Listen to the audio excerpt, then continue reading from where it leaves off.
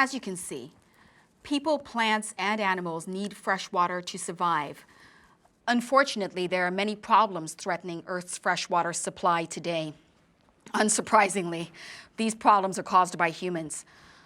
Land development for human purposes leads to the loss of our natural environment. I'm referring in particular to the construction of buildings, roads, and parking lots. When we cover the Earth with concrete, the land can no longer absorb water.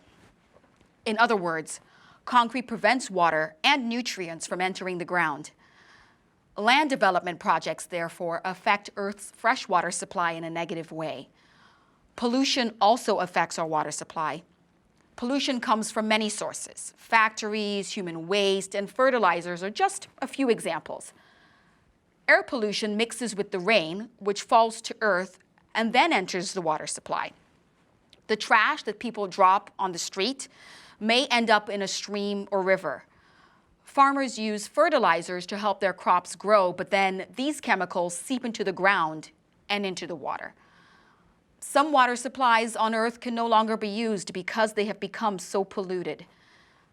However, perhaps the biggest threat to our freshwater supply is overuse by humans. The total amount of water on Earth can never increase.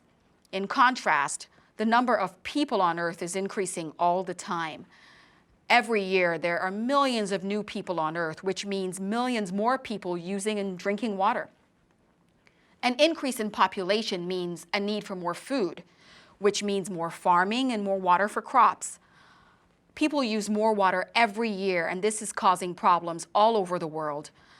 According to the World Water Council, more than 1 billion people do not have access to clean, safe water.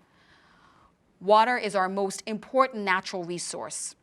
No human could live more than a few days without water.